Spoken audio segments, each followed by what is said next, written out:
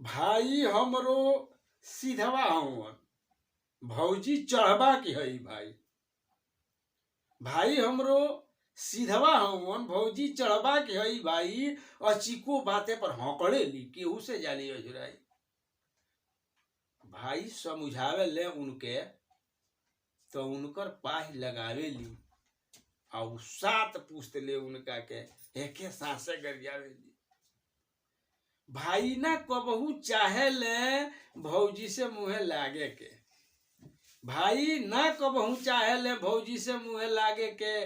और भर जाली तो चाहे ही कैसो वहां से भागे के। बाकी ना भौजी टकसद लइकन तरिया झहियावे ली। हम का बदलाई कबो कबो मुको आ लात धिरावे ली। निस्दिन के कर कर से भाई दुबरा गईले, अब हाफेले। आ भौजी का डरे बताई का उ थर थर कापेले। भाई के लइका एके गो भरपेटू नाव हवे जेकर। आ भाई सीधई बस बिनु दहेज शादी तय कई देले ओकर। भौजी ई बतिया जनली तो खिसिका मारे जर गईली, और धैली रूप कालिका के भाई पर सोझे पड़ गईली।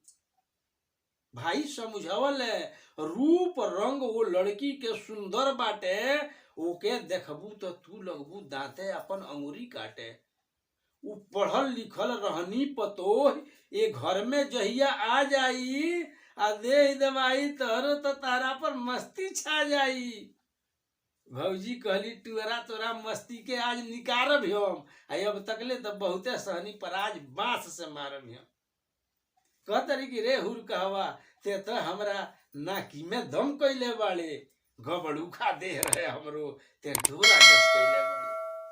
मनवा तो ऐसन करत हवे तोरा के आज ममोरी हम।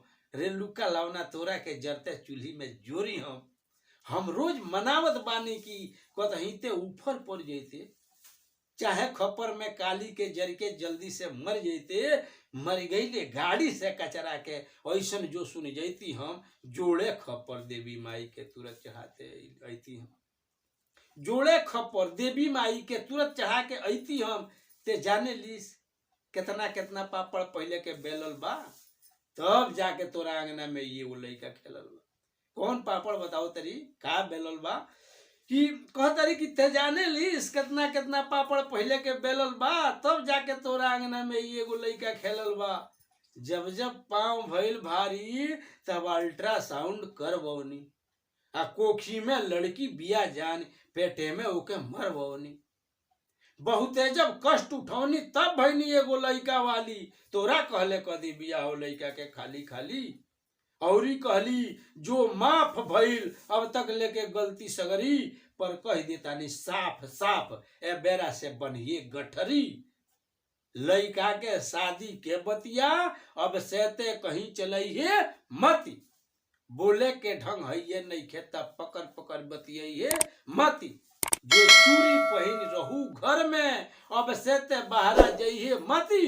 देखना हरुन से बतियाब हम अपना के मर्द गनइहे मती। भाई हमरो मूड़ी धसले उन्हें उहमे खड़ियाइल रह गईले। भौजी जतना ले कह गईली आदत बस सगरे सही गईले। धन्यवाद, नमस्कार।